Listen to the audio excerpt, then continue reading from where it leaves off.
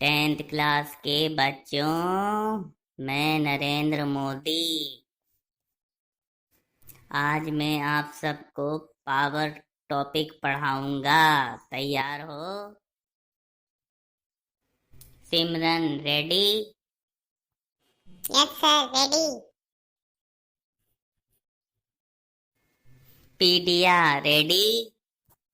Yes sir, ready. Sachin ready? Yes sir, ready. चलो फिर मैं दिखाता हूँ इलेक्ट्रिक पावर क्या होती है। ध्यान से सुनना मेरी बात को, बोर्ड के लिए इम्पोर्टेंट है। Dear students, electric power power plant से वायर के थ्रू ट्रांसमिट की जाती है, एक्स्ट्रा हाई टेंशन वायर के थ्रू, जो मैंने दिखाया है यहाँ पर। और इस इलेक्ट्रिक पावर का हम लोग अपने घर में यूज़ करते हैं लाइट्स के लिए। लाइट्स में एलईडी होती है और आपके सीएफएल भी होते हैं। और गेम्स जो आप खेलते हो, कंप्यूटर पे गेम खेलते हो या फिर आपका वीडियो गेम्स होता है, उसमें यूज़ करते हैं। मोबाइल की चार्जिंग के लिए हम लोग यूज़ करते हैं, जो आपका फेवरेट है आजकल।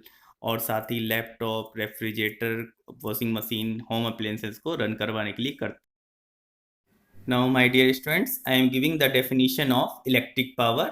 See the definition: electric power is defined as the amount of electric energy consumed per unit time, or the rate at which electric energy consumed, or short definition, electric work done per unit time. तो dear students, अब ये definition को हम समझते हैं। All definition have same meaning. In your home, you have CFL, motor, cooler, refrigerator, etc. home appliances. Now when you connect with electricity, it start working. ये start कर देते हैं वर्क करना। अब ये आप पे डिपेंड है, आप इसे 2 घंटे वर्क करवाओ, 3 घंटे वर्क करवाओ, 4 घंटे वर्क करवाओ। तो जितनी ये इलेक्ट्रिक एनर्जी इसमें कंज्यूम्ड हो रही है, और टाइम के रेस्पेक्ट में 2 आवर्स 3 आवर्स जितना आप इससे वर्क करवाओगे, इतनी एनर्जी कंज्यूम्ड होगी। So we can say amount of electric energy consumed per unit time is referred as power. तो हमने इसी को power define किया। Now, as you know, every physical quantity can be measured by using suitable formula.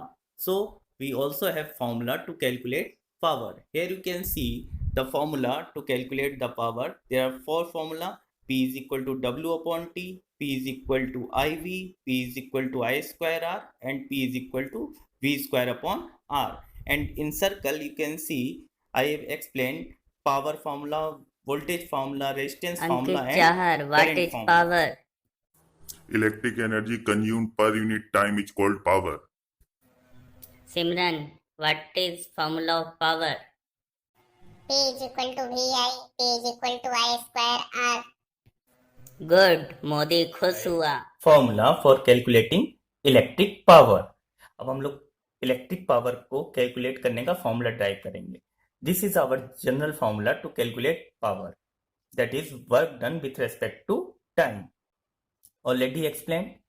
Now मैंने इसे लिखा power is equal to W upon T, and you know the unit of work done is joule and the unit of time is second. So our unit of power is joule per second. ये हमारी unit मिल गई। अब ये तो हमारा general formula power का था, इसको इलेक्ट्रिक पावर का फॉर्मूला में कन्वर्ट करना है। Very easy, see here. Also work done W by current I when it flows for time t by a potential difference of V given as। जब हम किसी वायर में इलेक्ट्रिक करंट पास करते हैं, वो इलेक्ट्रिक करंट तब पास होगा, आपको पता है प्रीवियस वीडियो में बताया, जब पोटेंशियल डिफरेंस हो।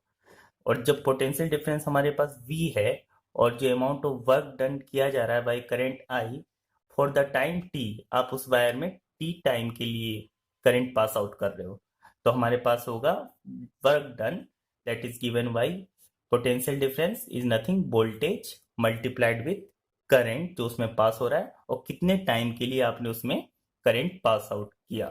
तो आपके पास वर्क डन के लिए हमारे मिला V I इंटू टी, और वर्क डन है तो इसकी यूनिट क्या होगी, जूल।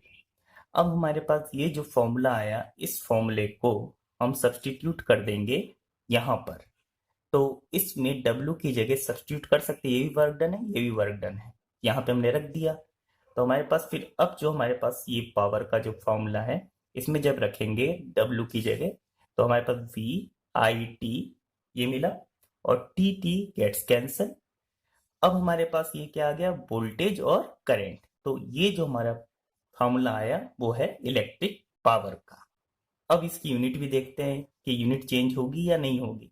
याद रखना, पावर की यूनिट हमेशा जूल पर सेकेंड ही रहेगी, तो इसकी भी जूल पर सेकेंड होनी चाहिए। तो हम इस तरह फॉर्मूला वेरीफाई भी कर सकते हैं करेक्ट है या नहीं। इसकी यूनिट देखते हैं। आपको पता है वोल्टेज पोटेंशियल डिफरेंस की यूनिट क्या होती है, जूल पर कूलम। करंट की यूनिट क्या होती है, coulomb per second.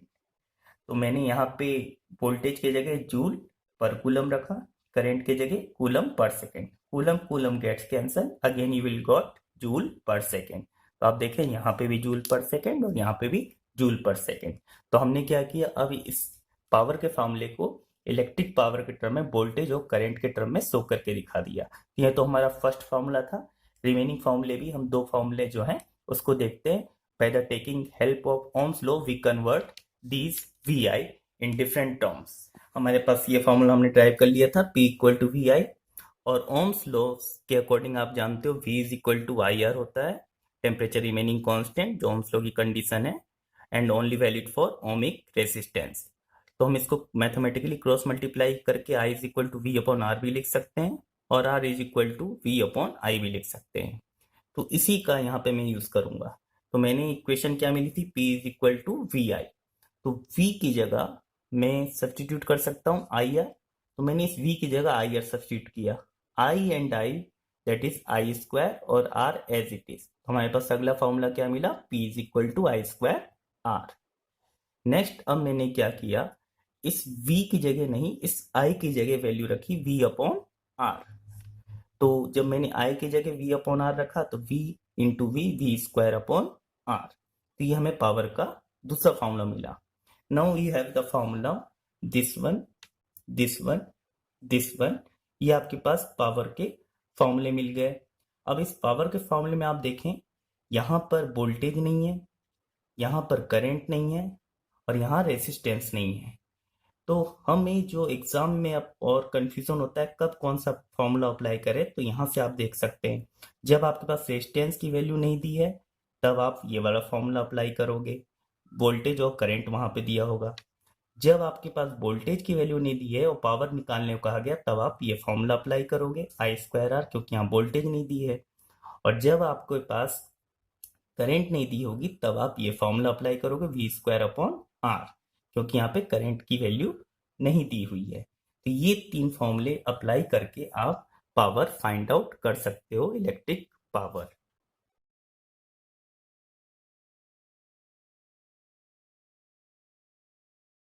I have already explained the unit of power is joule per second, and इस joule per second को हमने एक सिंगल वर्ड दिया that is watt। Now how we can define watt? Energy consumption 1 joule per second. 1 joule energy consumption 1 second में हुआ हो तो हम उसे क्या कहेंगे, वाट।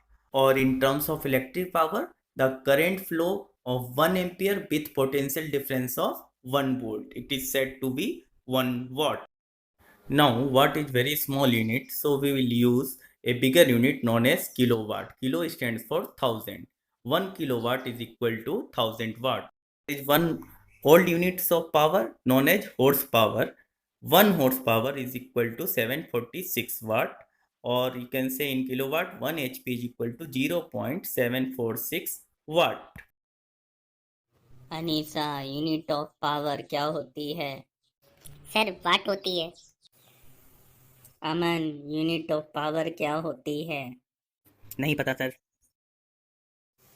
कैसे समझाऊं मैं तुम्हें?